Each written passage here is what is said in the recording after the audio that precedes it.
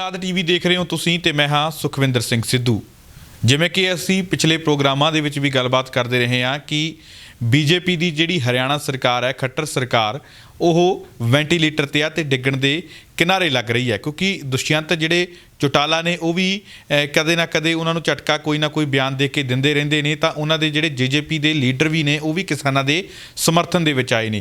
तां उस तो बाद अज जिहड़े कांग्रेस के साबका मुख मंत्री भुपिंदर सिंह हुड्डा ने उन्हां दे वल्लों एक वड्डा कदम चुक्या गया कि जिहड़े हरियाणा सरकार नूं सुट्टण दे लई, उस दे बारे गलबात करांगे। उस तो बाद गलबात करांगे कि सुरजीत कुमार जिहड़े ज्याणी ने बीजेपी पंजाब के वड्डे लीडर ने, साबका मंत्री भी ने, उन्होंने वल्लों सीधे तौर पर किसानों को यह गल कह दी गई है कि बीजेपी जिहड़ी हैगी है इन्हां खेती कानूनों तो किसी भी हालत दे विच पिछे नहीं हटेगी। तो राहत की खबर ये किसानों के लिए नहीं मनी जा रही, क्योंकि वड्डे पद्धर ते संघर्ष विढ़िया होया।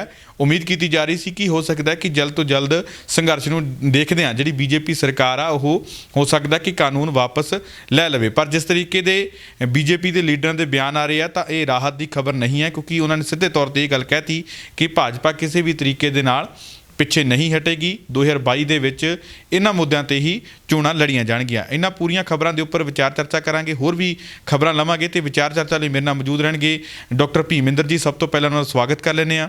ਡਾਕਟਰ ਸਾਹਿਬ ਸਵਾਗਤ ਹੈ ਰੋਜ਼ਾਨਾ ਲੋਕਨਾਥ ਟੀਵੀ। बहुत बहुत धन्यवाद सुखविंदर जी, मेहरबानी, शुक्रिया। ਡਾਕਟਰ ਸਾਹਿਬ ਜੇਕਰ ਗੱਲਬਾਤ ਕਰੀਏ, ਤੁਸੀਂ ਜਿਵੇਂ ਪਿਛਲੇ ਪ੍ਰੋਗਰਾਮਾਂ ਦੇ ਵਿੱਚ ਵੀ ਜਿਹੜੇ ਮੇਰੇ ਨਾਲ ਹੋਏ ਤੁਹਾਡੇ, ਤੁਸੀਂ ਉਹਦੇ ਵਿੱਚ ਕਹਿੰਦੇ ਰਹੇ ਹੋ ਕਿ ਜੇਕਰ ਸਭ ਤੋਂ ਪਹਿਲਾਂ ਕੋਈ ਸਰਕਾਰ ਟੁੱਟੇਗੀ ਤਾਂ हो सकता है कि हरियाणा की सरकार टुटेगी। वेंटीलेटर ते जिहड़ी सरकार है तो हुण लगातार कोशिशां कीतियां जा रही उन्होंने सुट्टण दी, किवें देखदे हो कि हालात जिहड़े बने हुए आ हरियाणा दे विच?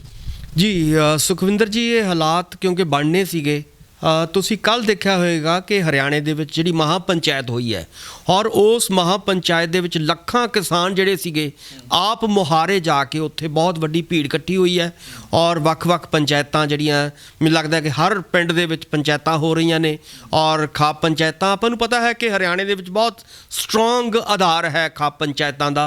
ਇਸ ਕਰਕੇ ਜਦੋਂ ਤੋਂ 26 ਜਨਵਰੀ ਤੋਂ ਬਾਅਦ ਦੀਆਂ ਘਟਨਾਵਾਂ ਵਾਪਰ ਰਹੀਆਂ ਨੇ ਉਹ ਖਾਪ ਪੰਚਾਇਤਾਂ ਜਿਹੜੀਆਂ ਨੇ ਉਹ ਹਰਕਤ 'ਚ ਆ ਚੁੱਕੀਆਂ ਨੇ।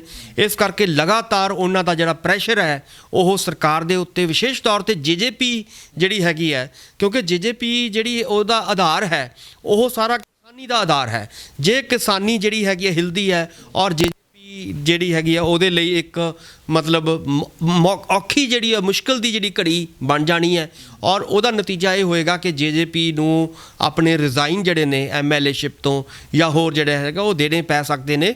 ਸੋ ਜੇ ਜੇਜੇਪੀ ਰਿਜ਼ਾਈਨ ਦਿੰਦੀ ਹੈ ਤਾਂ ਲਾਜ਼ਮੀ ਤੌਰ 'ਤੇ, ਕਿਉਂਕਿ ਆਪਾਂ ਨੂੰ ਪਤਾ ਹੈ ਕਿ ਉੱਥੇ ਜਿਹੜੀ ਬੀਜੇਪੀ ਦੇ ਕੋਲੇ ਜਿਹੜੀ ਐਮਐਲਏਜ਼ ਦੀ ਗਿਣਤੀ ਬਹੁਤ ਘੱਟ ਹੈ ਔਰ ਉਹ ਇਹਨਾਂ ਤੋਂ ਉਧਾਰੇ ਬੰਦੇ ਲੈ ਕੇ ਜੇਜੇਪੀ ਦੇ ਤਾਂ ਹੀ ਉਹ ਸਰਕਾਰ ਉੱਥੇ ਬਣੀ ਸੀ ਕਿਸੇ ਵੇਲੇ। ਸੋ ਜੇ ਉੱਥੇ ਜੇਜੇਪੀ ਪਿੱਛੇ ਜਾਂਦੀ ਹੈ ਤਾਂ ਲਾਜ਼ਮੀ ਤੌਰ 'ਤੇ ਜਿਹੜੀ ਹੈਗੀ ਹੈ ਹਰਿਆਣੇ ਦੇ ਵਿੱਚ ਇਹ ਸਰਕਾਰ ਜਿਹੜੀ ਬੀਜੇਪੀ ਦੀ ਉਹ ਡਿੱਗ ਸਕਦੀ ਹੈ। ਜਿਵੇਂ ਤੁਸੀਂ ਹੁਣ ਕਾਂਗਰਸ ਦੀ ਗੱਲ ਕੀਤੀ ਹੈ, ਹਰਿਆਣੇ ਦੇ ਵਿੱਚ ਹੁੱਡਾ ਸਾਹਿਬ ਕਿਉਂਕਿ ਬੜਾ ਲੰਮਾ ਸਮਾਂ ਉਹ ਮੁੱਖ ਮੰਤਰੀ ਵੀ ਰਹੇ ਨੇ ਔਰ ਕਾਂਗਰਸ ਦੇ ਵੱਡੇ ਲੀਡਰ ਨੇ ਹਰਿਆਣੇ ਦੇ ਵਿੱਚ। ਜੇ ਉਹਨਾਂ ਨੇ ਕਦਮ ਪੁੱਟਿਆ ਹੈ ਰਾਜਪਾਲ ਨੂੰ ਮਿਲਣ ਦਾ, ਇਹਦਾ ਮਤਲਬ ਕਿਤੇ ਨਾ ਕਿਤੇ ਉਹਨਾਂ ਨੂੰ ਇਸ਼ਾਰੇ ਮਿਲ ਰਹੇ ਨੇ, ਸੰਕੇਤ ਮਿਲ ਰਹੇ ਨੇ ਕਿ ਆਉਣ ਵਾਲੇ ਸਮੇਂ ਦੇ ਵਿੱਚ ਜਿਹੜੀ ਬੀਜੇਪੀ ਨੂੰ ਲੋਕ ਨਫ਼ਰਤ ਕਰ ਰਹੇ ਨੇ ਔਰ ਜੇਜੇਪੀ ਨੂੰ ਲੋਕ ਜਿਹੜੇ ਹੈਗੇ ਝਟਕਾ ਦੇਣਾ ਚਾਹੁੰਦੇ ਨੇ। ਜੇ ਇਹ ਚੀਜ਼ ਵਾਪਰਦੀ ਹੈ ਤਾਂ ਇਹ ਬਹੁਤ ਵੱਡੀ, ਮੈਨੂੰ ਲੱਗਦਾ ਕਿ ਇਹ ਪੂਰੇ ਇਸ ਕਿਸਾਨੀ ਸੰਘਰਸ਼ ਦੇ ਵਿੱਚ ਇੱਕ ਵੱਡੀ ਜਿੱਤ ਹੋਏਗੀ। ਔਰ ਜੇ ਬੀਜੇਪੀ ਜਿਹੜੀ ਦੀ ਸਰਕਾਰ ਕਾਂਗਰਸ ਦੀ ਮਤਲਬ ਜਿਹੜੇ ਕਹਿ ਰਹੀ ਹੈ ਔਰ ਉਹ ਸਰਕਾਰ ਗਿਰਦੀ ਹੈ ਤਾਂ ਲਾਜ਼ਮੀ ਤੌਰ 'ਤੇ ਇਹ ਕਿਸਾਨਾਂ ਲਈ ਇੱਕ ਬਹੁਤ ਮੈਨੂੰ ਲੱਗਦਾ ਕਿ ਜਿੱਤ ਵੱਲ ਆਪਾਂ ਵੱਧ ਰਹੇ ਹਾਂ।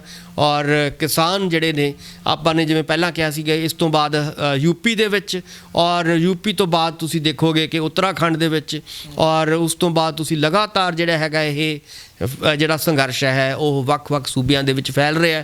ਸੋ ਮੈਨੂੰ ਲੱਗਦਾ ਕਿ ਸਰਕਾਰ ਨੂੰ ਖਾਸ ਤੌਰ 'ਤੇ ਜਿਹੜੀ ਸੈਂਟਰ ਦੀ ਬੀਜੇਪੀ ਸਰਕਾਰ ਹੈ ਉਹਨੂੰ ਇਹ ਸੰਕੇਤ ਜਿਹੜੇ ਨੇ ਉਹ ਸਮਝਣੇ ਚਾਹੀਦੇ ਨੇ ਔਰ ਆਪਣੇ ਜਿਹੜੇ ਕਾਲੇ ਕਾਨੂੰਨ ਨੇ ਉਹ ਵਾਪਸ ਹੋਣੇ ਚਾਹੀਦੇ ਨੇ ਜੀ। ਕਿਤੇ ਨਾ ਕਿਤੇ ਇਦਾਂ ਨਹੀਂ ਲੱਗ ਰਿਹਾ ਕਿ ਜਿਸ ਤਰੀਕੇ ਦੇ ਨਾਲ ਕਿਸਾਨਾਂ ਦੇ ਵੱਲੋਂ ਇਹ ਗੱਲ ਕਹੀ ਜਾ ਰਹੀ ਹੈ ਕਿ ਅਸੀਂ ਮਰ ਜਾਵਾਂਗੇ, ਅਸੀਂ ਪਰ ਹਾਰ ਕੇ ਵਾਪਸ ਨਹੀਂ ਜਾਵਾਂਗੇ, ਅਸੀਂ ਖੇਤੀ ਕਾਨੂੰਨ ਵਾਪਸ ਕਰਵਾਉਣ ਬਿਨਾਂ ਪਿੱਛੇ ਨਹੀਂ ਜਾਵਾਂਗੇ, ਤਾਂ ਦੂਜੇ ਪਾਸੋਂ ਜਿਹੋ ਜਿਹਾ ਮੋਦੀ ਸਰਕਾਰ ਦਾ ਰਵੱਈਆ ਹੈਗਾ ਉਹਨੂੰ ਲੱਗ ਨਹੀਂ ਰਿਹਾ ਕਿ ਉਹ ਵੀ ਇਸ ਤਰੀਕੇ ਨਾਲ ਸੋਚਣ ਲੱਗ ਗਿਆ ਕਿ ਬੈਠੇ ਆ ਤਾਂ ਬੈਠੇ ਰਹਿਣ ਦਿਓ, ਕਿਉਂਕਿ 26 ਜਨਵਰੀ ਦਾ ਪਹਿਲਾਂ ਉਹਨਾਂ ਤੇ ਪ੍ਰੈਸ਼ਰ ਸੀ। ਜਿਵੇਂ ਹੀ 26 ਜਨਵਰੀ ਲੰਘੀ ਆ ਤਾਂ ਉਹਨਾਂ ਦੇ ਵੱਲੋਂ ਗੱਲਬਾਤ ਕਰਨ ਦੀ ਵੀ ਕੋਈ ਪਹਿਲ ਨਹੀਂ ਕੀਤੀ ਜਾ ਰਹੀ, ਸਗੋਂ ਦੀ ਰੋਕਣ ਦੀ ਕੋਸ਼ਿਸ਼ ਕੀਤੀ ਜਾ ਰਹੀ ਸੀਗੀ ਉਹਨਾਂ ਦੇ ਵੱਲੋਂ। ਤਾਂ ਕਿਵੇਂ ਦੇਖਦੇ ਹੋ ਇਹਨਾਂ ਸਾਰੇ ਹਾਲਾਤਾਂ? ਦੇਖੋ ਆਪਾਂ ਨੂੰ ਲੱਗਦਾ ਹੈ ਕਿ ਸ਼ਾਇਦ ਸਰਕਾਰ ਕੁਝ ਨਹੀਂ ਕਰ ਰਹੀ। ਜੋ ਤੁਸੀਂ ਦੇਖੋਗੇ ਕਿ ਦਿੱਲੀ ਦੇ ਆਲੇ ਦੁਆਲੇ ਜੋ ਉਹਨਾਂ ਨੇ ਕਦੇ ਕਿੱਲ ਗੱਡੇ ਜਾ ਰਹੇ ਨੇ, ਕਦੇ ਤਾਰਾਂ ਲਗਾਈਆਂ ਜਾ ਰਹੀਆਂ ਨੇ ਦਿੱਲੀ ਦੇ ਬਾਰਡਰ ਦੇ ਉੱਤੇ, ਜਿੱਥੇ ਕਿਸਾਨ ਜਿਹੜੇ ਸੰਘਰਸ਼ ਕਰ ਰਹੇ ਨੇ, ਉੱਥੋਂ ਤੁਹਾਨੂੰ ਇਹ ਸੰਕੇਤ ਦਿਖਾਈ ਦੇ ਰਹੇ ਨੇ ਕਿ ਸਰਕਾਰ ਬੁਰੀ ਤਰ੍ਹਾਂ ਅੰਦਰੋਂ ਡਰੀ ਹੋਈ ਹੈ। ਕਿਉਂਕਿ ਜੇ ਸਰਕਾਰ ਡਰੀ ਨਾ ਹੁੰਦੀ, ਤੁਸੀਂ ਇਹ ਦੇਖੋਗੇ 26 ਜਨਵਰੀ ਤੋਂ ਪਹਿਲਾਂ ਉਹਨਾਂ ਨੇ ਇਦਾਂ ਦੀ ਬੈਰੀਕੇਟਿੰਗ ਨਹੀਂ ਸੀ ਕੀਤੀ। 26 ਜਨਵਰੀ ਤੋਂ ਬਾਅਦ ਜਦੋਂ ਉਹ ਬੈਰੀਕੇਟਿੰਗ ਜਿਹੜੀ ਗੱਲ ਕਰ ਰਹੀ ਹੈ, ਬੈਰੀਕੇਟਿੰਗ ਔਰ ਕਿੱਲ ਗੱਡੀ ਜਾ ਰਹੇ ਨੇ, ਔਰ ਉਹਦੇ ਬਾਰੇ ਲੋਕਾਂ ਨੂੰ ਜਿਹੜਾ ਹੈਗਾ ਇਹ ਦਰਸਾਇਆ ਜਾ ਰਿਹਾ ਕਿ ਇਹਦੇ ਨਾਲ ਸ਼ਾਇਦ ਜਿਹੜਾ ਕਿਸਾਨ ਹੈ ਉੱਥੇ ਨਹੀਂ ਆਏਗਾ, ਸੰਘਰਸ਼ ਸ਼ਾਮਲ ਨਹੀਂ ਹੋਏਗਾ। ਇਹ ਮੈਨੂੰ ਲੱਗਦਾ ਹੈ ਕਿ ਸਰਕਾਰ ਦੇ ਅੰਦਰੋਂ ਡਰੇ ਹੋਣ ਦੇ ਸਬੂਤ ਸਾਨੂੰ ਮਿਲ ਰਹੇ ਨੇ। ਸੋ ਜਿੰਨਾ ਉਹ ਇਹ ਦਮਨ ਕਰ ਰਹੇ ਨੇ, ਜਿੰਨਾ ਉਹ ਇੱਦਾਂ ਦੀ ਬੈਰੀਗੇਟਿੰਗ ਕਰ ਰਹੇ ਨੇ ਔਰ ਕਿੱਲ ਗੱਡ ਰਹੇ ਨੇ, ਮੈਨੂੰ ਲੱਗਦਾ ਕਿ ਇਹ ਕਿੱਲ ਜਿਹੜੇ ਨੇ ਤੁਸੀਂ ਦੇਖੋਗੇ ਕਿ ਅਲਟੀਮੇਟਲੀ ਇਹ ਮੋਦੀ ਸਰਕਾਰ ਦੀ ਜਿਹੜੀ ਰਾਜ ਸੱਤਾ ਹੈ ਉਹਦੇ ਵਿੱਚ ਗੱਡੇ ਜਾ ਰਹੇ ਨੇ ਔਰ ਉਹਦਾ ਖਮਿਆਜਾ ਭੁਗਤਣਾ ਪੈ ਸਕਦਾ ਹੈ ਮੋਦੀ ਸਾਹਿਬ ਨੂੰ। ਕਿਵੇਂ ਦੇਖਦੇ ਹੋ ਜਿਹੜੇ ਕਿੱਲ ਲਗਾਏ ਗਏ ਸੀ ਕਿਸਾਨਾਂ ਨੂੰ ਰੋਕਣ ਲਈ, ਜਿਨ੍ਹਾਂ ਨੇ ਹੁਣ ਇਹ ਕਿੱਲ ਲਗਾਏ ਸੀ ਉਹੀ ਹੁਣ ਇਹ ਕਿੱਲ ਪੱਟਣੇ ਸ਼ੁਰੂ ਕਰ ਦਿੱਤੇ ਨੇ? ਕਿਵੇਂ ਦੇਖਦੇ ਹੋ ਕਿ ਜਿਹੜਾ ਤੁਸੀਂ ਦੱਸ ਰਹੇ ਸੀ ਕਿ ਰਕੇਸ਼ ਟਕੈਤ ਨੇ ਬਿਆਨ ਦਿੱਤਾ ਸੀਗਾ ਕਿ ਮੈਂ ਇਹਨਾਂ ਕਿੱਲਾਂ ਦੇ ਉੱਪਰ ਪਾਊਂਗਾ, ਕਿਸਾਨ ਇਹਨਾਂ ਦੇ ਉੱਪਰ ਨਹੀਂ ਲੰਘਣੇ, ਇਹਨਾਂ ਕਿੱਲਾਂ ਤੋਂ ਡਰਨ ਦੀ ਲੋੜ ਨਹੀਂ ਹੈ, ਤਾਂ ਉਹਨਾਂ ਨੂੰ ਦੇਖਦੇ ਆ ਇਹ ਕਿੱਲ ਪੱਟੇ ਗਏ ਨੇ, ਇੱਕ ਵੱਡੀ ਕਿਸਾਨਾਂ ਦੀ ਜਿੱਤ ਹੋ ਸਕਦੀ ਹੈ ਇਹ। ਸੋ ਜਦੋਂ ਇਹ ਜਿਹੜੇ ਕਿੱਲਾਂ ਦੀ ਫੋਟੋ ਤੁਸੀਂ ਦੇਖਿਆ ਹੋਵੇਗਾ ਕਿ ਪੂਰੀ ਦੁਨੀਆ ਦੇ ਵਿੱਚ ਵਾਇਰਲ ਹੋਈ, ਕਿਉਂਕਿ ਦੇਖੋ ਭਾਰਤੀ ਲੋਕਤੰਤਰ ਜਿਹੜਾ ਹੈਗਾ ਇਹ ਕਿਹਾ ਜਾਂਦਾ ਹੈ ਕਿ ਇਹ ਦੁਨੀਆ ਦਾ ਸਭ ਤੋਂ ਵੱਡਾ ਲੋਕਤੰਤਰ ਹੈ ਔਰ ਇਹਦੇ ਵਿੱਚ ਜਿਹੜੇ ਸ਼ਾਂਤਮਈ ਸੰਘਰਸ਼ ਦਾ ਪ੍ਰਾਵਧਾਨ ਜਿਹੜਾ ਹੈਗਾ ਉਹ ਹੈਗਾ ਹੈ। ਹਰ ਮਨੁੱਖ ਜਿਹੜਾ ਹੈਗਾ ਉਹ ਸ਼ਾਂਤਮਈ ਤਰੀਕੇ ਦੇ ਨਾਲ ਸਰਕਾਰਾਂ ਦੇ ਖਿਲਾਫ ਇੱਕ ਸੰਘਰਸ਼ ਕਰ ਸਕਦਾ ਹੈ। ਪਰ ਤੁਸੀਂ ਦੇਖਿਆ ਹੋਵੇਗਾ ਕਿ ਇਸ ਸੰਘਰਸ਼ ਨੂੰ ਦਬਾਉਣ ਦੇ ਲਈ ਉਹ ਕਿੱਲਾਂ ਲਗਾਈਆਂ ਜਾਂਦੀਆਂ ਨੇ ਔਰ ਉਹ ਤਾਰਾਂ ਜਿਹੜੀਆਂ ਕਿ ਤੁਸੀਂ ਕਿਤੇ ਲਗਾ ਹੀ ਨਹੀਂ ਸਕਦੇ, ਯੂਜ਼ ਨਹੀਂ ਕਰ ਸਕਦੇ, ਉਹ ਤਾਰਾਂ ਦਾ ਜਿਹੜਾ ਹੈਗਾ ਹੈ ਉੱਥੇ ਇਸਤੇਮਾਲ ਕੀਤਾ ਜਾ ਰਿਹਾ ਹੈ, ਜਿਹੜਾ ਕਿ ਇੱਕ ਗੈਰ ਮਨੁੱਖੀ ਇੱਕ ਮੈਨੂੰ ਲੱਗਦਾ ਕਿ ਵਤੀਰਾ ਸਾਹਮਣੇ ਆ ਰਿਹਾ ਹੈ ਗੌਰਮੈਂਟ ਦਾ। ਸੋ ਉਸ ਕਰਕੇ ਮੋਦੀ ਸਰਕਾਰ ਦੀ ਪੂਰੀ ਦੁਨੀਆ ਦੇ ਵਿੱਚ ਜਿਹੜੀ ਹੈਗੀ ਆ ਉਹ ਭੰਡੀ ਪ੍ਰਚਾਰ ਉਹਨਾਂ ਦਾ ਹੋਇਆ। ਸੋ ਉੱਥੋਂ ਡਰ ਕੇ ਘਬਰਾ ਕੇ, ਜਿਵੇਂ ਮੈਂ ਪਹਿਲਾਂ ਵੀ ਕਿਹਾ ਕਿ ਹੁਣ ਉਹ ਹੋ ਸਕਦਾ ਕਿ ਉਹਨਾਂ ਨੂੰ ਜਿਹੜਾ ਹੈਗਾ ਵੱਖ-ਵੱਖ ਏਜੰਸੀਆਂ ਦੁਆਰਾ ਇਹ ਪ੍ਰੈਸ਼ਰ ਬਣਾਇਆ ਗਿਆ ਹੋਵੇ ਕਿ ਇਹਦੇ ਨਾਲ ਜਿਹੜਾ ਹੈਗਾ ਗੌਰਮੈਂਟ ਦਾ ਬਹੁਤ ਜਿਹੜਾ ਹੈਗਾ ਗ੍ਰਾਫ ਗਿਰ ਰਿਹਾ ਹੈ ਔਰ ਉਹਨੂੰ ਇੱਦਾਂ ਦੀਆਂ ਹਰਕਤਾਂ ਨਹੀਂ ਕਰਨੀਆਂ ਚਾਹੀਦੀਆਂ। ਇਸ ਕਰਕੇ ਸ਼ਾਇਦ ਉਹਨਾਂ ਨੂੰ ਪੁੱਟਣਾ ਸ਼ੁਰੂ ਕੀਤਾ ਗਿਆ ਹੋਵੇ। ਪਰ ਕਿਉਂਕਿ ਸ਼ਾਂਤਮਈ ਸੰਘਰਸ਼ ਰਿਹਾ ਹੈ, ਆਪਾਂ ਨੂੰ ਪਤਾ ਹੈ ਕਿ ਪਿਛਲੇ ਲਗਭਗ 8 ਮਹੀਨਿਆਂ ਤੋਂ ਕਿਸਾਨ ਜਿਹੜੇ ਨੇ ਪਹਿਲਾਂ ਪੰਜਾਬ ਦੇ ਵਿੱਚ, ਫਿਰ ਹਰਿਆਣੇ ਦੇ ਵਿੱਚ, ਫਿਰ ਯੂਪੀ ਦੇ ਵਿੱਚ, ਹੁਣ ਹੌਲੀ-ਹੌਲੀ ਬਾਕੀ ਸਟੇਟਾਂ ਦੇ ਵਿੱਚ ਜਿਹੜਾ ਹੈਗਾ ਇਹ ਸੰਘਰਸ਼ ਫੈਲ ਰਿਹਾ ਹੈ। ਸੋ ਜੇ ਸ਼ਾਂਤਮਈ ਸੰਘਰਸ਼ ਨੂੰ ਤੁਸੀਂ ਇੱਦਾਂ ਕਿੱਲਾਂ ਦੇ ਨਾਲ ਜਾਂ ਤਾਰਾਂ ਦੇ ਨਾਲ ਜਾਂ ਡੰਡਿਆਂ ਦੇ ਨਾਲ ਦਬਾਉਣ ਦੀ ਕੋਸ਼ਿਸ਼ ਕਰੋਗੇ ਤਾਂ ਉਹਦੇ ਨਾਲ ਜਿਹੜੀ ਸਾਡਾ ਇੱਕ ਲੋਕਤੰਤਰ ਦਾ ਜਿਹੜਾ ਇੱਕ ਚਿਹਰਾ ਹੈ ਉਹ ਬੇਨਕਾਬ ਹੁੰਦਾ ਹੈ। ਔਰ ਮੋਦੀ ਸਰਕਾਰ ਜਿਹੜੀ ਇਹ ਕਹਿੰਦੀ ਹੈ ਕਿ ਅਸੀਂ ਕਿਸਾਨਾਂ ਦੇ ਨਾਲ ਹਾਂ, ਅੰਨਦਾਤੇ ਦੇ ਨਾਲ ਹਾਂ, ਅਸੀਂ ਅੰਨਦਾਤੇ ਦੀ ਆਵਾਜ਼ ਸੁਣਨਾ ਚਾਹੁੰਦੇ ਹਾਂ, ਉਹਦੇ ਤੋਂ ਪਤਾ ਲੱਗਦਾ ਹੈ ਕਿ ਇਹ ਸਾਰੀਆਂ ਗੱਲਾਂ ਨੇ। ਬਟ ਆਪਣਾ ਜਿਹੜਾ ਹੈਗਾ ਹਕੀਕੀ ਤੌਰ 'ਤੇ ਜਦੋਂ ਕਿ ਜਿਹੜਾ ਹਕੀਕਤ ਦੇ ਵਿੱਚ ਜੋ ਹੋ ਰਿਹਾ ਉਹ ਬਿਲਕੁਲ ਉਲਟ ਹੋ ਰਿਹਾ। ਕਿਸਾਨਾਂ ਨੂੰ ਦਬਾਇਆ ਜਾ ਰਿਹਾ ਹੈ, ਕਿਸਾਨਾਂ ਦੇ ਉਹਨੂੰ ਆਉਣ ਤੋਂ ਰੋਕਿਆ ਜਾ ਰਿਹਾ ਹੈ। ਔਰ ਟਕੈਤ ਸਾਹਿਬ ਦੀ ਤੁਸੀਂ ਗੱਲ ਕਰ ਰਹੇ ਹੋ, ਉਹਨਾਂ ਨੇ ਕਿਹਾ ਕਿ ਮੈਂ ਸਭ ਤੋਂ ਪਹਿਲਾਂ ਮੈਂ ਖੁਦ ਇਹਨਾਂ ਕਿੱਲਾਂ ਦੇ ਉੱਤੇ ਪਾਵਾਂਗਾ ਔਰ ਲੋਕ ਮੇਰੇ ਉੱਤੋਂ ਦੀ ਲੰਘਣਗੇ, ਮੈਨੂੰ ਕੋਈ ਪਰਵਾਹ ਨਹੀਂ ਹੈ। ਸੋ ਉਸ ਤੋਂ ਵੀ ਲੱਗਦਾ ਹੈ ਕਿ ਉਹਨਾਂ ਦਾ ਜਿਹੜਾ ਇਹ ਬਿਆਨ ਸੀਗਾ ਉਹਦੇ ਤੋਂ ਵੀ ਗਵਰਨਮੈਂਟ ਘਬਰਾਈ ਹੋਈ ਹੈ। ਇੱਕ ਆਪਾਂ ਜਿੱਤ ਮੰਨ ਸਕਦੇ ਹਾਂ ਇਸ ਨੂੰ ਕਿਸਾਨਾਂ ਦੀ? ਬਹੁਤ ਵੱਡੀ ਜਿੱਤ ਹੈ ਇਹ। ਮੈਨੂੰ ਲੱਗਦਾ ਹੈ ਕਿ ਜੇ ਸਰਕਾਰ ਨੇ ਕਿੱਲ ਪੱਟੇ ਨੇ ਜਾਂ ਉਹ ਜੇ ਹੁਣ ਮੈਨੂੰ ਲੱਗਦਾ ਕਿ ਤਾਰਾਂ ਵੀ ਉਹਨਾਂ ਨੂੰ ਚੁੱਕਣੀਆਂ ਚਾਹੀਦੀਆਂ ਨੇ। ਇਹ ਜੇ ਉਹਨਾਂ ਨੂੰ ਇੱਦਾਂ ਤਾਰਾਂ ਨਾਲ ਕਿੱਲਾਂ ਨਾਲ ਕਿਸਾਨਾਂ ਨੂੰ ਦਬਾਉਣ ਦੀ ਕੋਸ਼ਿਸ਼ ਕਰਨਗੇ ਤਾਂ ਇਹਦੇ ਨਾਲ ਹੋਰ ਸਗੋਂ ਲੋਕਾਂ ਦੇ ਵਿੱਚ ਗੁੱਸਾ ਵਧੇਗਾ, ਕਿਸਾਨਾਂ ਦੇ ਨਾਲ ਜਿਹੜਾ ਹੈਗਾ ਹਮਦਰਦੀ ਹੋਰ ਵਧੇਗੀ। ਸੋ ਇਹ ਸੰਘਰਸ਼ ਜਿਹੜਾ ਹੈਗਾ ਹੋਰ ਜ਼ਿਆਦਾ ਅੱਗੇ ਜਾਏਗਾ। ਇਸ ਕਰਕੇ ਅੱਜ ਦਾ ਜਿਹੜਾ ਕਿਉਂਕਿ ਮੈਂ ਇਹ ਪਹਿਲਾਂ ਵੀ ਕਿਹਾ ਸੀਗਾ ਕਿ ਅੱਜ ਦਾ ਜਿਹੜਾ ਦੌਰ ਹੈ ਉਹ 1920 ਵਾਲਾ ਜਾਂ ਉਹ 20ਵੀਂ ਸਦੀ ਵਾਲਾ ਦੌਰ ਨਹੀਂ ਹੈ, 21ਵੀਂ ਸਦੀ ਦਾ ਦੌਰ ਹੈ। ਔਰ ਖਾਸ ਤੌਰ ਤੇ ਜਿਹੜੀ ਕਿਸਾਨੀ ਹੈ, ਇਹ ਪੜ੍ਹੀ ਲਿਖੀ ਕਿਸਾਨੀ ਹੈ। ਇਹ ਬਹੁਤ ਇਹਦੇ ਕੋਲੇ ਜੇ ਆਪਾਂ ਕਹੀਏ ਕਿ ਜਿਹੜੀ ਇਨਫੋਰਮੇਸ਼ਨ ਟੈਕਨੋਲੋਜੀ ਹੈ, ਇਹਦਾ ਬਹੁਤ ਇਸਤੇਮਾਲ ਹੋ ਰਿਹਾ ਹੈ। ਇਸ ਸੰਘਰਸ਼ ਦੇ ਵਿੱਚ ਤੁਸੀਂ ਦੇਖੋਗੇ ਕਿ ਲਗਾਤਾਰ ਸਾਡੇ ਜਿਹੜੇ ਕਿਸਾਨ ਨੇ, ਉਹ ਚਾਹੇ WhatsApp ਦੇ ਰਾਹੀਂ, Facebook ਦੇ ਰਾਹੀਂ ਜਾਂ ਹੋਰ ਜਿਹੜੇ ਇਨਫੋਰਮੇਸ਼ਨ ਟੈਕਨੋਲੋਜੀ ਦੇ ਵੱਖ-ਵੱਖ ਸਾਧਨ ਨੇ, ਉਹਨਾਂ ਦੇ ਰਾਹੀਂ ਉਹ ਜਿਹੜੇ ਨੇ ਇਸ ਸੰਘਰਸ਼ ਨੂੰ ਅੱਗੇ ਵਧਾ ਰਹੇ ਨੇ। ਸੋ ਇਸ ਕਰਕੇ ਸਰਕਾਰ ਨੂੰ ਹੋ ਸਕਦਾ ਹੈ ਕਿ ਇਹ ਸੰਘਰਸ਼ ਜਿਹੜਾ ਹੈਗਾ, ਇਹ ਆਖਰੀ ਕਿੱਲ ਜਿਹੜੀ ਹੈਗੀ ਹੈ ਸਰਕਾਰ ਦੀ ਗੱਦੀ ਦੇ ਵਿੱਚ ਹੋਵੇ। ਜੇ ਹਰਿਆਣੇ ਦੇ ਵਿੱਚ ਇਹ ਗਵਰਨਮੈਂਟ ਟੁੱਟਦੀ ਹੈ ਤਾਂ ਇਹਦਾ ਅਸਰ ਯੂਪੀ ਦੀਆਂ ਹੋਣ ਵਾਲੀਆਂ ਚੋਣਾਂ ਦੇ ਵਿੱਚ ਜਾਏਗਾ, ਔਰ ਜੇ ਯੂਪੀ ਦੇ ਵਿੱਚ ਜਾਂਦਾ ਹੈ ਤਾਂ ਲਾਜ਼ਮੀ ਤੌਰ ਤੇ ਇਹਦਾ ਅਸਰ ਸੈਂਟਰ ਗਵਰਨਮੈਂਟ ਦੇ ਉੱਤੇ ਵੀ ਪੈ ਸਕਦਾ ਹੈ। ਸੋ ਇਹ ਹੌਲੀ ਹੌਲੀ ਜਿਹੜੀਆਂ ਜਿਸ ਤਰ੍ਹਾਂ ਦੀਆਂ ਸੰਭਾਵਨਾਵਾਂ ਪੈਦਾ ਹੋ ਰਹੀਆਂ ਨੇ, ਇਸ ਤੋਂ ਲੱਗਦਾ ਹੈ ਕਿ ਇਹ ਸੰਘਰਸ਼ ਅਜੇ ਬਹੁਤ ਦੂਰ ਜਾਏਗਾ। ਬਿਲਕੁਲ, ਤੁਸੀਂ ਸਰਕਾਰਾਂ ਦੀ ਗੱਲ ਕੀਤੀ ਹੈ, ਆਪਾਂ ਗੱਲਬਾਤ ਕਰ ਰਹੇ ਸੀ ਕਿ ਅਸਰ ਜਾਊਗਾ ਜੇਕਰ ਹਰਿਆਣਾ ਦੀ ਸਰਕਾਰ ਟੁੱਟਦੀ ਹੈ ਤਾਂ ਬਾਕੀ ਸੂਬਿਆਂ ਦੇ ਵਿੱਚ ਜਾਊਗਾ। ਪਰ ਸੁਰਜੀਤ ਕੁਮਾਰ ਜੈਣੀ ਜਿਹੜੇ ਹੈਗੇ ਨੇ, ਸੀਨੀਅਰ ਲੀਡਰ ਨੇ ਭਾਜਪਾ ਦੇ, ਉਹਨਾਂ ਦੇ ਵੱਲੋਂ ਕੁਝ ਹੋਰ ਹੀ ਕਿਆਸਰਾਈਆਂ ਲਗਾਈਆਂ ਜਾ ਰਹੀਆਂ ਨੇ। ਉਹ ਕਹਿੰਦੇ ਕਿ ਪੰਜਾਬ ਦੇ ਵਿੱਚ ਸਰਕਾਰ ਬਣਾਵਾਂਗੇ ਤੇ ਸਰਕਾਰ ਬਣਾਉਣ ਤੋਂ ਬਾਅਦ ਪੰਜਾਬ ਦੇ ਵਿੱਚ ਇਹ 3 ਖੇਤੀ ਕਾਨੂੰਨ ਆ ਜਿਹੜੇ ਉਹ ਲਾਗੂ ਕਰਾਂਗੇ। ਤੇ ਖਾਸ ਤੌਰ ਤੇ ਉਹਨਾਂ ਦੇ ਵੱਲੋਂ ਇਹ ਵੀ ਗੱਲ ਕਹਿ ਦਿੱਤੀ ਗਈ ਹੈ ਕਿ ਇਹਨਾਂ 3 ਖੇਤੀ ਕਾਨੂੰਨਾਂ ਦੇ ਇੱਕ ਕਾਨੂੰਨ ਨੂੰ ਹੀ ਜਿਹੜਾ ਮੁੱਦਾ ਬਣਾ ਕੇ ਅਸੀਂ ਚੋਣਾਂ ਲੜਾਂਗੇ ਤੇ ਵਾਅਦਾ ਵੀ ਮੈਨੀਫੈਸਟੋ ਦੇ ਵਿੱਚ ਕਰਕੇ ਆਵਾਂਗੇ ਕਿ ਜੇਕਰ ਸਾਡੀ ਸਰਕਾਰ ਬਣਦੀ ਹੈ ਤਾਂ ਅਸੀਂ ਜਿਹੜੇ ਹੈਗੇ ਆ ਇਹ 3 ਖੇਤੀ ਕਾਨੂੰਨ ਲਾਗੂ ਕਰਾਂਗੇ। ਕਿਵੇਂ ਦੇਖਦੇ ਹੋ ਕਿ ਹਾਲੇ ਤਾਂ ਇਹ ਖੇਤੀ ਕਾਨੂੰਨ ਰੁਕੇ ਹੋਏ ਨੇ ਕਿਉਂਕਿ ਸਟੇ ਲਗਾ ਦਿੱਤੀ ਗਈ ਹੈ ਸੁਪਰੀਮ ਕੋਰਟ ਦੇ ਵੱਲੋਂ, ਤਾਂ ਵੀ ਭਾਜਪਾ ਦੇ ਲੀਡਰਾਂ ਨੂੰ ਪਿੰਡਾਂ ਦੇ ਵਿੱਚ ਵੜਨ ਨਹੀਂ ਦਿੱਤਾ ਜਾ ਰਿਹਾ। ਤਾਂ ਫਿਰ ਇਹੋ ਜਿਹਾ ਕਿਹੜਾ ਉਹਨਾਂ ਕੋਲੇ ਗੁਰਮੰਤਰ ਹੈ, ਕਿਹੜੀ ਉਹਨਾਂ ਨੇ ਗੱਲਬਾਤ ਇਹੋ ਜਿਹੀ ਸੁਣ ਲਈ ਲੋਕਾਂ ਦੀ ਜਿਹੜੇ ਉਹ ਕਹਿਣ ਲੱਗੇ ਕਿ ਸਰਕਾਰ ਬਣੂਗੀ ਪੰਜਾਬ ਦੇ ਵਿੱਚ ਤੇ ਇਹਨਾਂ ਖੇਤੀ ਕਾਨੂੰਨਾਂ ਦੇ ਦਮ ਤੇ ਹੀ ਬਣੂਗੀ? ਦੇਖੋ, ਜਾਣੀ ਸਾਹਿਬ ਖੁਦ ਕਹਿੰਦੇ ਨੇ ਕਿ ਮੈਂ ਕਿਸਾਨ ਹਾਂ ਔਰ ਮੇਰੇ ਕੋਲ ਲਗਭਗ 350 ਏਕੜ ਜ਼ਮੀਨ ਹੈ। ਮੈਂ ਕਹਿਣਾ ਚਾਹਣਾ ਜਾਣੀ ਸਾਹਿਬ ਨੂੰ ਇਹ ਪੁੱਛਣਾ ਵੀ ਚਾਹੀਦਾ ਸਾਨੂੰ ਸਾਰਿਆਂ ਨੂੰ ਕਿ ਜੇ ਕਾਨੂੰਨ ਲਾਗੂ ਹੁੰਦੇ ਨੇ ਤਾਂ ਕੀ ਸਵਾਲ ਪੈਦਾ ਹੁੰਦਾ ਹੈ ਕਿ ਉਹਨਾਂ ਦੀ ਉਹ ਜ਼ਮੀਨ ਬਚੇਗੀ? ਮੈਨੂੰ ਲੱਗਦਾ ਹੈ ਕਿ ਆਉਣ ਵਾਲੇ ਕੁਝ ਸਾਲਾਂ ਦੇ ਵਿੱਚ ਉਹਨਾਂ ਦੀ ਇਹ 350 ਏਕੜ ਬੇਸ਼ੱਕ ਉਹ ਅੱਜ ਕਹਿੰਦੇ ਨੇ ਹੌਲੀ ਹੌਲੀ ਇਹ ਮਲਟੀਨੇਸ਼ਨਲ ਕੰਪਨੀਆਂ ਦੇ ਅਧੀਨ ਆ ਜਾਣੀ ਹੈ ਜੇ ਕਾਨੂੰਨ ਲਾਗੂ ਹੁੰਦੇ ਨੇ, ਜੇ ਉਹਨਾਂ ਦੀ ਸਰਕਾਰ ਦੁਆਰਾ ਹੀ ਲਾਗੂ ਕੀਤੇ ਜਾਂਦੇ ਨੇ। ਦੂਸਰੀ ਗੱਲ, ਉਹ ਸਰਕਾਰ ਬਣਾਉਣ ਦੀ ਗੱਲ ਕਰਦੇ ਆ। ਮੈਨੂੰ ਲੱਗਦਾ ਕਿ ਸਰਕਾਰ ਬਣਾਉਣਾ ਤਾਂ ਬਹੁਤ ਦੂਰ ਦੀ ਗੱਲ ਆ। ਹੁਣ ਖਾਸ ਤੌਰ ਤੇ ਹੁਣ MC ਦੀਆਂ ਜਿਹੜੀਆਂ ਨੇ ਇਲੈਕਸ਼ਨਸ ਹੋ ਰਹੀਆਂ ਨੇ, ਉਹਦੇ 'ਚ ਮਤਲਬ ਉਹਨਾਂ ਦੇ ਬੰਦੇ BJP, ਇਹ ਤਾਂ ਹਜੇ ਤਾਂ ਅੱਗੇ MLA ਦੀਆਂ ਸ਼ੁਰੂ ਹੋਣੀਆਂ ਨੇ ਨਾ, ਉਹਨਾਂ ਦੇ MC ਵਾਲੀਆਂ ਜਿਹੜੀਆਂ ਇਲੈਕਸ਼ਨਾਂ ਨੇ ਉਹਦੇ 'ਚ ਉਹਨਾਂ ਦੇ ਬੰਦੇ ਜਿਹੜੇ ਨੇ ਉਹ ਖੜਨੋਂ ਡਰ ਰਹੇ ਨੇ ਔਰ ਉਹ ਆਜ਼ਾਦ ਤੌਰ ਤੇ ਲੜ ਰਹੇ ਨੇ।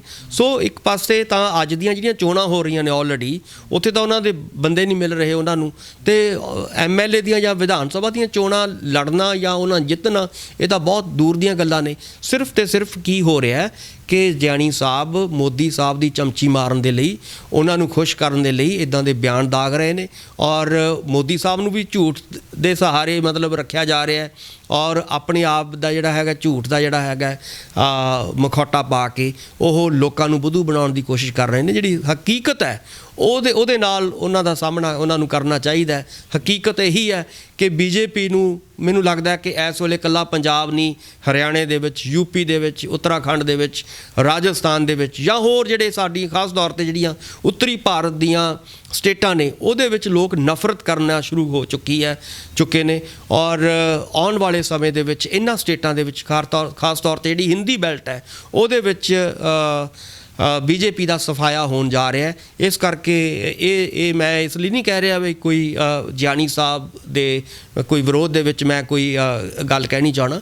ਮੈਂ ਇਹ ਹਕੀਕਤ ਦੇ ਤੌਰ ਤੇ ਕਹਿਣਾ ਚਾਹੁੰਦਾ ਕਿ ਜਿਸ ਕਿਸਮ ਦੇ ਆਸਾਰ, ਜਿਸ ਕਿਸਮ ਦੇ ਚਿੰਨ੍ਹ ਤੁਹਾਨੂੰ ਦਿਖ ਰਹੇ ਨੇ, ਖਾਸ ਤੌਰ ਤੇ ਜਿਹੜੀਆਂ ਪੰਚਾਇਤਾਂ ਦਾ ਇਕੱਠ ਹੋ ਰਿਹਾ, ਆਪ ਮੁਹਾਰੇ ਲੋਕ ਲੱਖਾਂ ਦੀ ਗਿਣਤੀ ਦੇ ਵਿੱਚ ਆ ਰਹੇ ਨੇ। ਤੁਸੀਂ ਕੱਲ੍ਹ ਦੇਖਿਆ ਹੋਵੇਗਾ ਕਿ ਜਦੋਂ ਰਾਕੇਸ਼ ਟਕੈਤ ਜੀ ਆਏ ਨੇ ਟਰੈਕਟਰ ਚਲਾ ਕੇ, ਤਾਂ ਮੈਨੂੰ ਲੱਗਦਾ ਹੈ ਕਿ ਲੱਖਾਂ ਦੀ ਭੀੜ ਆਪਣੇ ਆਪ ਉਮੜ ਰਹੀ ਸੀਗੀ। ਔਰ ਜੇ ਇਹ ਚੀਜ਼ਾਂ ਪੂਰੇ ਉੱਤਰੀ ਭਾਰਤ ਦੇ ਵਿੱਚ ਹੋਣੀਆਂ ਸ਼ੁਰੂ ਹੋ ਗਈਆਂ ਤਾਂ ਜਾਨੀ ਸਾਹਿਬ ਨੂੰ ਔਰ BJP ਨੂੰ ਇੱਥੇ ਮਤਲਬ ਜਿਹੜਾ ਹੈਗਾ ਇੱਥੋਂ ਮਤਲਬ ਆਪਣਾ ਟਿਕਟ ਕਟਾਉਣਾ ਜਿਹੜਾ ਹੈਗਾ ਉਹ ਜ਼ਰੂਰੀ ਹੈ। ਉਹਨਾਂ ਦਾ ਉਹਦਾ ਟਿਕਟ ਕੱਟਿਆ ਜਾਏਗਾ ਔਰ ਇਹਨਾਂ ਦੀ ਹਾਰ ਹੋਣੀ ਬਹੁਤ ਹੀ ਲਾਜ਼ਮੀ ਹੈ। ਇਹਨੂੰ ਆਪਣੀ ਹਾਰ ਨੂੰ ਬਚਾ ਨਹੀਂ ਸਕਣਗੇ। ਇਸ ਕਰਕੇ ਇੱਕ ਨਵਾਂ ਆਗਾਜ਼ ਹੋ ਰਿਹਾ ਹੈ, ਨਵਾਂ ਸੂਰਜ ਉਗ ਰਿਹਾ ਹੈ ਇਸ ਖੇਤਰ ਦੇ ਵਿੱਚ, ਉਹਨੂੰ ਸਮਝਣ ਦੀ ਲੋੜ ਹੈ, ਉਸ ਨੂੰ ਉਸ ਦੀ ਤਪਸ਼ ਨੂੰ ਜਿਹੜਾ ਹੈਗਾ ਮਹਿਸੂਸ ਕੀਤਾ ਜਾਣਾ ਚਾਹੀਦਾ ਹੈ। ਔਰ ਇਦਾਂ ਦਾ ਜਿਹੜਾ ਝੂਠ ਜਾਨੀ ਸਾਹਿਬ ਬੋਲ ਰਹੇ ਨੇ ਆਪਣੇ ਆਕਾ ਨੂੰ ਖੁਸ਼ ਕਰਨ ਦੇ ਲਈ, ਉਹਦੇ ਤੋਂ ਗੁਰੇਜ਼ ਕਰਨ ਦੀ ਲੋੜ ਹੈ ਜੀ।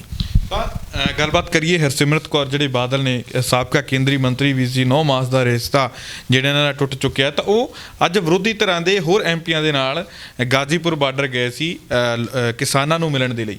ਤਾਂ ਉੱਥੋਂ ਦੀ ਜਿਹੜੀ ਪੁਲਿਸ ਸੀਗੀ ਉਹਨੇ ਰੋਕ ਲਿਆ, ਅੱਗੇ ਨਹੀਂ ਜਾਣ ਦਿੱਤਾ। ਤਾਂ ਉਹਨਾਂ ਦੇ ਵੱਲੋਂ ਇਹ ਵੀ ਗੱਲ ਕਹੀ ਕਿ ਲੋਕ ਸਭਾ ਦੇ ਸਪੀਕਰ ਨੂੰ ਹੀ ਜਾ ਕੇ ਸ਼ਿਕਾਇਤ ਕਰਾਂਗੇ ਕਿ ਸਾਨੂੰ ਕਿਉਂ ਮਿਲਣ ਤੋਂ ਰੋਕਿਆ ਗਿਆ। ਪਰ ਇੱਥੇ ਵੱਡੀ ਗੱਲ ਇਹ ਹੈ ਕਿ ਹਰਸਿਮਰਤ ਕੌਰ ਬਾਦਲ ਉੱਥੇ ਕੀ ਕਰਨ ਜਾ ਰਹੇ ਸੀ, ਕੀ ਉਹਨਾਂ ਕੋਲੇ ਜਵਾਬ ਹੈਗਾ ਕਿਸਾਨਾਂ ਦੇ ਸਵਾਲਾਂ ਦਾ? ਕਿਉਂਕਿ ਵਾਰ-ਵਾਰ ਲੋਕ ਸਵਾਲ ਚੱਕਦੇ ਨੇ ਕਿ ਜਦੋਂ ਇਹ ਕਾਨੂੰਨ ਪਾਸ ਹੋਇਆ ਤਾਂ ਹਰਸਿਮਰਤ ਕੌਰ ਬਾਦਲ ਉਸੇ ਕੈਬਨਿਟ ਦਾ ਹਿੱਸਾ ਸੀ, ਤੇ ਜਦੋਂ ਉਹ ਕਾਨੂੰਨ ਬਣ ਗਏ ਸੀ ਤਾਂ ਉਸ ਤੋਂ ਬਾਅਦ ਹਰਸਿਮਰਤ ਕੌਰ ਬਾਦਲ ਖੁਦ ਵੀਡੀਓ ਪਾਉਂਦੀ ਰਹੀ ਹੈ ਕਾਨੂੰਨਾਂ ਦੇ ਹੱਕ ਦੇ ਵਿੱਚ, ਆਪਣੇ ਪਤੀ ਸੁਖਬੀਰ ਸਿੰਘ ਬਾਦਲ ਤੋਂ ਵੀ ਪਾਉਂਦੀ ਰਹੀ ਹੈ। ਤਾਂ ਜਦੋਂ ਫਿਰ ਵੀ ਗੱਲ ਨਾ ਬਣੀ, ਲੋਕਾਂ ਨੇ ਉਹਨਾਂ ਦਾ ਸਾਥ ਨਾ ਦਿੱਤਾ, ਤਾਂ ਆਪਣੇ ਸਹੁਰਾ ਸਾਹਿਬ ਪ੍ਰਕਾਸ਼ ਸਿੰਘ ਬਾਦਲ ਤੋਂ ਵੀ ਜਿਹੜੀ ਉਹਨਾਂ ਨੇ ਵੀਡੀਓ ਪਾਈ। ਤਾਂ ਫਿਰ ਅੱਜ ਕਰਨ ਕੀ ਜਾ ਰਹੇ ਸੀ ਤੇ ਲੋਕਾਂ ਦੇ ਸਵਾਲਾਂ ਦਾ ਜਵਾਬ ਕੀ ਸੀ ਉਹਨਾਂ ਕੋਲ? ਦੇਖੋ, ਇੱਕ ਪੰਜਾਬੀ ਦੀ ਕਹਾਵਤ ਹੈ ਕਿ ਛੱਜ ਤਾਂ ਬੋਲੇ, ਛਾਨਣੀ ਕਿਉਂ ਬੋਲੇ। ਸੋ ਇਹ ਤਾਂ ਹਰਸਿਮਰਤ ਕੌਰ ਬਾਦਲ ਨੂੰ ਖੁਦ ਹੀ ਸੋਚਣਾ ਚਾਹੀਦਾ ਹੈ, ਔਰ ਖ਼ਾਸ ਤੌਰ 'ਤੇ ਅਕਾਲੀ ਦਲ ਬਾਦਲ ਨੂੰ ਇਸ ਗੱਲ ਸੋਚਣੀ ਚਾਹੀਦੀ ਹੈ ਕਿ ਜਿਸ ਕਿਸਮ ਦਾ ਉਹਨਾਂ ਦਾ ਬੀਜੇਪੀ ਦਾ ਵਿਰੋਧ ਹੋ ਹੀ ਰਿਹਾ, ਆਪਾਂ ਨੇ ਦੱਸਿਆ, ਜਿਸ ਕਿਸਮ ਦਾ ਅਕਾਲੀ ਦਲ ਦਾ ਵੀ ਪੰਜਾਬ ਦੇ ਪਿੰਡਾਂ ਦੇ ਵਿੱਚ ਖ਼ਾਸ ਤੌਰ 'ਤੇ ਵਿਰੋਧ ਹੋ ਰਿਹਾ, ਉਹਦੇ ਤੋਂ ਵੀ ਅੰਦਾਜ਼ਾ ਲੱਗਣਾ ਚਾਹੀਦਾ ਕਿ ਜੋ ਉਹ ਇੱਕ ਵੱਡੀ ਭੁੱਲ, ਵੱਡੀ ਗਲਤੀ ਕੀਤੀ ਆ ਉਹਨਾਂ ਨੇ, ਔਰ ਉਸ ਸੱਤਾ ਦੇ ਨਸ਼ੇ ਦੇ ਵਿੱਚ ਉਹਨਾਂ ਨੇ ਇੱਥੋਂ ਤੱਕ ਕਿ ਜਿਹੜੇ ਕਿਸਾਨਾਂ ਨੂੰ ਬਹੁਤ ਸਾਰੇ ਉਹਨਾਂ ਨੇ ਇਲਜ਼ਾਮ ਲਾਏ, ਔਰ ਇਹ ਵੀ ਕਿਹਾ ਕਿ ਇਹ ਜਿਹੜਾ ਵਿਰੋਧ ਹੋ ਰਿਹਾ ਇਹ ਤਾਂ ਜਿਹੜੀਆਂ ਵਿਰੋਧੀ ਧਿਰਾਂ ਨੇ ਉਹ ਕਰਵਾ ਰਹੀਆਂ ਨੇ। ਕਦੇ ਉਹਨਾਂ ਨੇ ਆਮ ਆਦਮੀ ਪਾਰਟੀ ਦਾ ਨਾਮ ਲਿਆ, ਕਦੇ ਉਹਨਾਂ ਨੇ ਕਾਂਗਰਸ ਦਾ ਨਾਮ ਲਿਆ, ਔਰ ਇਹ ਕਿਹਾ ਵੀ ਇਹ ਕਿਸਾਨ ਤਾਂ ਹੈ ਹੀ ਨਹੀਂ ਹੈ, ਕਿਸੇ ਵੇਲੇ ਇਹ ਵੀ ਕਿਹਾ। ਔਰ ਇੱਥੋਂ ਤੱਕ ਕਿ ਜ਼ੋਰ ਦੇ ਕੇ, ਮੈਨੂੰ ਤਾਂ ਕਈ ਵਾਰੀ ਇਹ ਬੜੀ ਸ਼ਰਮ ਆਉਂਦੀ ਹੈ ਸੁਣ ਕੇ ਕਿ ਉਹ ਵਿਚਾਰਾ ਇਹਨਾਂ ਦੇ ਜਿਹੜੇ ਪਿਤਾ ਜੀ ਜਿਹੜੇ ਨੇ ਸਰਦਾਰ ਪ੍ਰਕਾਸ਼ ਸਿੰਘ ਜੀ ਬਾਦਲ, ਜਿਹੜੇ ਕਿ ਹੁਣ ਮੈਨੂੰ ਲੱਗਦਾ ਕਿ ਆਪਣੀ ਉਮਰ ਉਹਨਾਂ ਦੀ ਜਿਹੜੀ ਹੈਗੀ ਆ ਕਾਫੀ ਉਮਰ ਦਰਾਜ਼ ਹੋ ਚੁੱਕੇ ਨੇ, ਉਹਨਾਂ ਤੋਂ ਵੀ ਵੀਡੀਓ ਬਣਾ ਕੇ ਕਹਾ ਰਹੇ ਨੇ ਕਿ ਇਹ ਬਿੱਲ ਜਿਹੜੇ ਨੇ ਬਹੁਤ ਹੀ ਤੁਹਾਨੂੰ ਲਾਹੇਵੰਦ ਹੋਣਗੇ। ਸੋ ਇਸ ਕਿਸਮ ਦਾ ਝੂਠ ਜਿਹੜਾ ਸੀਗਾ ਉਹ ਇਹਨਾਂ ਨੇ ਬੋਲਿਆ, ਔਰ ਇਕੱਲਾ ਇੱਕ ਵਾਰੀ ਨਹੀਂ ਬੋਲਿਆ, ਔਰ ਲਗਾਤਾਰ ਕਈ ਮਹੀਨੇ ਉਹ ਜਿਹੜਾ ਸੀਗਾ ਆਪਣੀ ਸੱਤਾ ਨੂੰ ਬਚਾਉਣ ਦੇ ਲਈ, ਆਪਣੀ ਕੁਰਸੀ ਨੂੰ ਬਚਾਉਣ ਦੇ ਲਈ ਇਹ ਝੂਠ ਬੋਲਦੇ ਰਹੇ। ਸੋ ਹੁਣ ਅੱਜ ਜਾ ਕੇ ਜਦੋਂ ਉਹ ਕਿਸਾਨਾਂ ਦੇ ਹਮਦਰਦ ਬਣ ਰਹੇ ਨੇ ਔਰ ਮਗਰਮੱਛ ਦੇ ਹੰਝੂ ਜਿਹੜੇ ਨੇ ਉਹ ਵਹਾ ਰਹੇ ਨੇ, ਇਹਨੂੰ ਮੈਨੂੰ ਲੱਗਦਾ ਕਿ ਲੋਕ ਜਾਣ ਰਹੇ ਨੇ ਇਹ ਗੱਲਾਂ। ਲੋਕ ਚਾਹੁੰਦੇ ਨੇ ਕਿ ਲੋਕਾਂ ਨੂੰ ਪਤਾ ਹੈ ਕਿ ਇਹ ਸਾਰੀਆਂ ਗੱਲਾਂ ਜਿਹੜੀਆਂ ਨੇ ਉਹ ਕਿਵੇਂ ਕਰ ਰਹੇ ਨੇ। ਬੇਸਿਕਲੀ ਅੰਦਰੋਂ ਜੋ ਹੁਣ ਉਹ ਕਹਿ ਚੁੱਕੇ ਨੇ ਉਹ ਉਹੀ ਹੈ ਜੋ ਉਹਨਾਂ ਦਾ ਪੁਰਾਣਾ ਸਟੈਂਡ ਹੈ, ਲੋਕਾਂ ਦੇ ਔਰ ਖਾਸ ਤੌਰ 'ਤੇ ਕਿਸਾਨਾਂ ਦੇ ਵਿਰੋਧ ਦੇ ਵਿੱਚ ਖੜੇ ਨਜ਼ਰ ਆਉਂਦੇ ਨੇ ਆਪਾਂ ਨੂੰ। ਪਰ ਉੱਪਰੋਂ ਉਹਨਾਂ ਨੂੰ ਲੱਗਦਾ ਹੈ ਕਿ ਆਪਣੀ ਜਿਹੜੀ ਮਾੜੀ ਮੋਟੀ ਹੋਂਦ ਹੈ, ਉਹਨਾਂ ਦੀ ਹੋਂਦ ਦੀ ਲੜਾਈ ਹੈ ਇਸ ਵੇਲੇ ਚੱਲ ਰਹੀ ਹੈ। ਲਗਭਗ 100 ਸਾਲ ਕਿਸੇ ਵੇਲੇ ਕਿਹਾ ਜਾਂਦਾ ਸੀਗਾ ਕਿ ਅਕਾਲੀ ਦਲ ਜਿਹੜਾ ਹੈਗਾ ਕਿ ਜਦੋਂ 100 ਸਾਲ ਦਾ ਹੋਏਗਾ ਤਾਂ ਇਹਦੀ ਹੋਂਦ ਖਤਮ ਹੋ ਜਾਏਗੀ, ਔਰ ਉਹੀ ਅਸੀਂ ਦੇਖ ਰਹੇ ਹਾਂ ਕਿ ਆਉਣ ਵਾਲੇ ਸਮੇਂ ਦੇ ਵਿੱਚ ਪਿਛਲੇ ਦਿਨਾਂ ਦੇ ਵਿੱਚ ਜਦੋਂ ਇਲੈਕਸ਼ਨਸ ਹੋਈਆਂ ਨੇ, ਇਲੈਕਸ਼ਨਾਂ ਦਾ ਜਿਹੜਾ ਹੈਗਾ ਚੱਲ ਰਿਹਾ, ਤਾਂ ਉਦੋਂ ਵੀ ਲੋਕਾਂ ਨੇ ਵਿਰੋਧ ਕੀਤਾ ਔਰ ਉੱਥੇ ਗੋਲੀ ਵੀ ਚੱਲੀ ਹੈ। ਆਪਾਂ ਨੂੰ ਪਤਾ ਹੈ ਕਿ 2 ਪਾਰਟੀਆਂ ਉੱਥੇ ਭਿੜੀਆਂ ਨੇ। ਸੋ ਮੇਰਾ ਕਹਿਣ ਦਾ ਮਤਲਬ ਹੈ ਕਿ ਲੋਕ ਬਹੁਤ ਸਿਆਣੇ ਹੋ ਚੁੱਕੇ ਨੇ। ਲੋਕਾਂ ਨੂੰ ਅੱਜ ਦੇ ਦੌਰ ਦੇ ਵਿੱਚ ਬੁੱਧੂ ਬਣਾਉਣਾ, ਕਿਉਂਕਿ ਹਰ ਤਰ੍ਹਾਂ ਦਾ ਜੋ ਬੋਲਦੇ ਨੇ, ਜੋ ਬਿਆਨ ਦਿੱਤੇ ਜਾ ਰਹੇ ਨੇ, ਉਹਦਾ ਇੱਕ ਰਿਕਾਰਡ ਆ ਜਾਂਦਾ ਤੁਹਾਡੇ ਕੋਲੇ। ਉਹ ਜਦੋਂ ਕੋਈ ਫੇਸਬੁੱਕ 'ਤੇ ਪੈਂਦਾ, ਕੋਈ ਕਿਸੇ ਹੋਰ ਉਹ ਚੀਜ਼ ਬਣਦੀ ਹੈ, ਤਾਂ ਇੱਕ ਰਿਕਾਰਡ ਦੇ ਤੌਰ 'ਤੇ ਉਹ ਸਾਂਭੀ ਜਾਂਦੀ ਹੈ, ਇਤਿਹਾਸ ਉਹਦਾ ਗਵਾਹ ਹੁੰਦਾ ਹੈ। ਸੋ ਇਸ ਪਹਿਲਾਂ ਤੁਸੀਂ ਝੂਠ ਬੋਲ ਸਕਦੇ ਸੀ ਜਦੋਂ ਸਾਡੇ ਕੋਲ ਇਨਫੋਰਮੇਸ਼ਨ ਟੈਕਨੋਲੋਜੀ ਨਹੀਂ ਸੀਗੀ, ਉਦੋਂ ਤੁਹਾਡਾ ਝੂਠ, ਅਕਾਲੀ ਦਲ ਉਸ ਝੂਠ ਦੇ ਸਹਾਰੇ ਵੱਡੇ ਬਾਦਲ ਸਾਹਿਬ 5 ਵਾਰੀ ਮੁੱਖ ਮੰਤਰੀ ਬਣੇ ਨੇ, ਆਪਾਂ ਨੂੰ ਪਤਾ ਹੈ। ਉਹ ਦਿੱਲੀ ਕੀ ਕਰਦੇ ਸੀ, ਦਿੱਲੀ ਜਾ ਕੇ ਕੋਈ ਹੋਰ ਬਿਆਨ ਹੁੰਦਾ ਸੀਗਾ, ਅੰਬਾਲੇ ਜਾ ਕੇ ਕੁਝ ਹੋਰ ਬਦਲ ਲਾਂਦੇ ਸੀਗੇ, ਪਟਿਆਲੇ ਜਾ ਕੇ ਕੁਝ ਹੋਰ ਬਦਲਦਾ ਸੀਗਾ, ਔਰ ਆਪਣੇ ਪਿੰਡ ਜਾ ਕੇ ਹੋਰ ਯਾਰ ਉਹੀ ਬਿਆਨ ਨੂੰ ਉਹ ਲਗਭਗ 5 ਤਰ੍ਹਾਂ ਨਾਲ ਪੇਸ਼ ਕਰਦੇ ਸੀਗੇ। ਔਰ ਪਰ ਕਿਉਂਕਿ ਹੁਣ ਤਕਨੀਕ ਦਾ ਜ਼ਮਾਨਾ ਹੈ, ਇਸ ਕਰਕੇ ਉਹਨਾਂ ਨੂੰ ਇਹ ਗੱਲ ਸਮਝਣੀ ਚਾਹੀਦੀ ਹੈ ਕਿ ਜੋ ਉਹਨਾਂ ਨੇ ਝੂਠ ਬੋਲੇ ਨੇ ਕਿਸਾਨਾਂ ਦੇ ਨਾਲ, ਲੋਕਾਂ ਦੇ ਨਾਲ, ਉਹਨੂੰ ਮੈਨੂੰ ਲੱਗਦਾ ਕਿ ਲੋਕਾਂ ਤੋਂ ਮਾਫੀ ਵੀ ਮੰਗਣੀ ਚਾਹੀਦੀ ਹੈ। ਔਰ ਜਿਹੜੇ ਇਸ ਤਰ੍ਹਾਂ ਦੇ ਝੂਠ ਜਿਹੜੇ ਨੇ ਦੁਹਰਾ ਰਹੇ ਨੇ, ਉਹ ਮਗਰਮੱਛ ਦੇ ਹੰਝੂ ਵਹਾ ਰਹੇ ਨੇ, ਉਹਦੇ ਤੋਂ ਗੁਰੇਜ਼ ਕਰਨ ਦੀ ਲੋੜ ਹੈ। ਇੱਦਾਂ ਹੁਣ ਉੱਦਾਂ ਦੀ ਸਿਆਸਤ ਜਿਹੜੀ ਹੈਗੀ ਹੈ ਲੋਕ ਪਸੰਦ ਨਹੀਂ ਕਰਨਗੇ ਜੀ। ਗੱਲਬਾਤ ਕਰਨ ਲਈ ਧੰਨਵਾਦ ਡਾਕਟਰ ਸਾਹਿਬ। ਬਹੁਤ ਬਹੁਤ ਸ਼ੁਕਰੀਆ। ਆਓ ਮੈਂ ਫੇਰ ਕਹਾਂਗਾ ਆਪਣੀ ਗੱਲ ਕਿ ਇਹ ਜਿਹੜਾ ਸਮਾਂ ਹੈ ਇਹ ਹੁਣ ਬਹੁਤ ਮੈਨੂੰ ਲੱਗਦਾ ਕਿ ਇਹ ਸੰਘਰਸ਼ ਜਿਹੜਾ ਹੈਗਾ ਬਹੁਤ ਆਪਣੇ ਇੱਕ ਮੁਕਾਮ ਤੇ ਪਹੁੰਚ ਚੁੱਕਿਆ ਹੈ ਔਰ ਸਰਕਾਰਾਂ ਇਹਦੇ ਤੋਂ ਡਰੀਆਂ ਹੋਈਆਂ ਨੇ। ਖਾਸ ਤੌਰ ਤੇ ਚਾਹੇ ਹਰਿਆਣੇ ਦੀ ਗੱਲ ਹੋਵੇ, ਯੂਪੀ ਦੀ ਗੱਲ ਹੋਵੇ, ਜਿੱਥੋਂ ਜਿੱਥੋਂ ਲੋਕ ਇਕੱਠੇ ਹੋ ਰਹੇ ਨੇ, ਸਰਕਾਰਾਂ ਦੇ ਉੱਤੇ ਬਹੁਤ ਬੁਰੀ ਤਰ੍ਹਾਂ ਇਹਦਾ ਪ੍ਰਭਾਵ ਪੈ ਰਿਹਾ। ਸੋ ਆਓ ਆਪਾਂ ਕਿਸਾਨਾਂ ਨਾਲ ਮਿਲ ਕੇ ਆਪਣਾ ਜਿਹੜਾ ਯੋਗਦਾਨ ਹੈ ਉਹ ਅਸੀਂ ਪਾਈਏ ਔਰ ਇਸ ਸੰਘਰਸ਼ ਨੂੰ ਜਿੱਤ ਦੇ ਅੰਜਾਮ ਤੱਕ ਲੈ ਕੇ ਜਾਈਏ ਤੇ ਕਿਸਾਨ ਜਿਹੜੇ ਨੇ ਉਹ ਕਾਲੇ ਕਾਨੂੰਨ ਇਹ ਵਾਪਸ ਕਰਵਾ ਕੇ ਹੀ ਘਰ ਪਰਤਣ। ਬਹੁਤ ਬਹੁਤ ਮਿਹਰਬਾਨੀ।